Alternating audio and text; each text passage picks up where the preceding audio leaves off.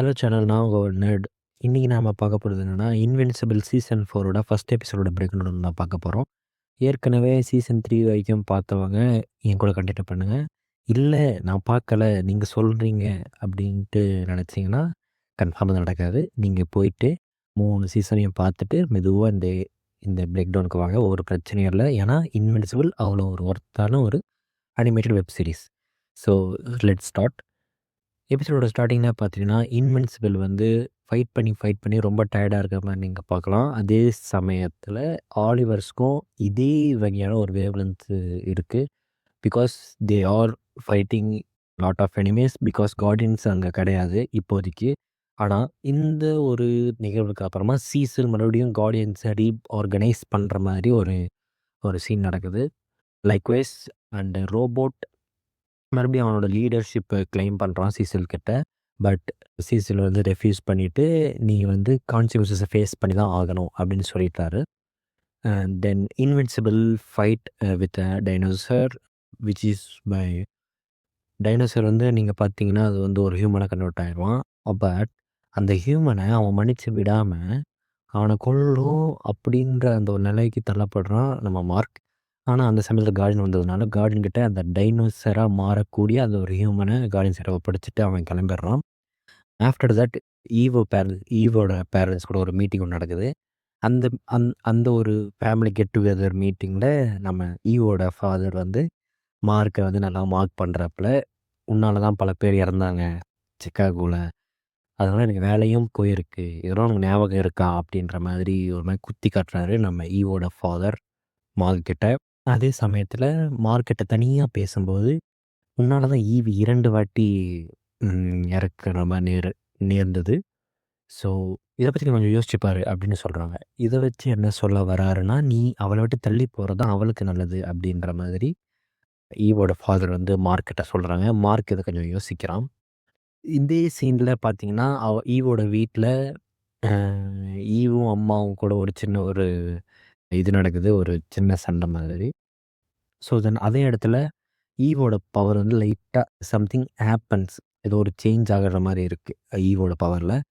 தென் அடுத்த சீனில் பார்த்தீங்கன்னா ஸ்குவிட் வேர் த மார்ஷியனில் இருக்க அந்த ஸ்குவிட் வந்து நம்ம பூமியில் இருக்கிற மாதிரி போன சீசனை காமிச்சிருப்பாங்க. அது இந்த சீசனில் நிறையா மக்களை ஹோஸ்டாக பிடிச்சி அது வந்து அதோட இனவிருத்தியை அதிகப்படுத்திகிட்ருக்கு. அது கூட கார்டியன்ஸ் வந்து சண்டை போடுற மாதிரி ஒரு சீன். தட் அவங்க வந்து அந்த ஏரியாவை குவாரண்டைன் பண்ணி அங்கே ஒரு சண்டை ஒன்று நடந்துகிட்ருக்கு வித் ஸ்குவிட்ஸ் கூட. இதே சமயத்தில் அல்டிமான்ட்டு ஒரு புது கேரக்டரை கொண்டு வராங்க. அவளுக்கு என்ன பவர் அப்படின்னு பார்த்தீங்கன்னா, எலக்ட்ரிசிட்டி அப்சர்வ் பண்ணுற பவர். அது வந்து அவள் கையில் இருக்கிற லீடர்ஷிப் அப்படின்ற ஒரு அது ஏதோ ஒரு எக்யூப்மெண்ட், ஒரு வெப்பன் வச்சுக்கலாம். அந்த வெப்பன்னால் அவள் வந்து எலக்ட்ரிசிட்டி அப்சர்வ் பண்ணி வச்சுக்கிறாள், ஸ்டோர் பண்ணி வச்சுக்கிற மாதிரி லைக் எ பேட்ரி. அதோட இப்போ அதோட மெயின் சோர்ஸ் எங்கன்ட்டு தேடிட்டே போகும்போது அது ஒரு எலக்ட்ரிக்கல் எனர்ஜி பிளான்ட்டில் போய் நிற்கிது. அவன் அங்கே அந்த எனர்ஜியை எடுக்கணுன்ட்டு ட்ரை பண்ணிட்டுருக்கா. அந்த இடத்தோட ஓனர் வந்து இன்வின்சிபிள் இங்க்குக்கு கான்டாக்ட் பண்ணி நம்ம மார்க்கை வந்து கூப்பிட்டு இந்த மாதிரி எங்களுக்கு ஹெல்ப் பண்ணணும் அப்படின்னு கேட்கும்போது, மார்க் அங்கே போயிட்டு அந்த அல்டிமா கூட ஃபைட் பண்ணிகிட்ருக்கா.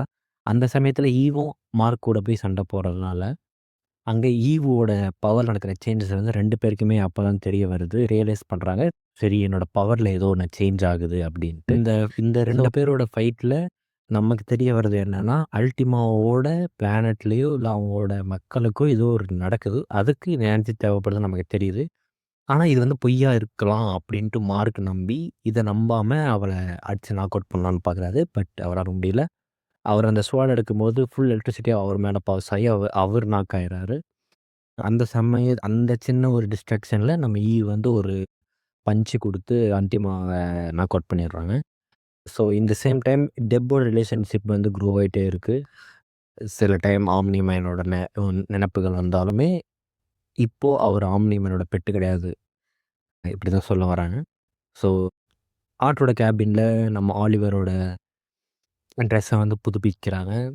பட் என்னதான் இருந்தாலும் அந்த சிம்பிள் வந்து அவர் தன்னுடையது அப்படின்னு சொல்லிட்டு நம்ம ஆலிவர் சொல்கிறதுனால அவங்க அம்மா வந்து ஆமாம் இது இனிமேல் ஆலிவரோட தான், ஆம்னி மேனோட கிடையாது அப்படின்ற மாதிரி தன்னுடைய சிம்பிள அதாவது தன்னுடைய கணவனோட சிம்பிள தன் மகனுக்காக அத வச்சுக்கோ அப்படின்ற மாரி சொல்லிடுறாங்க.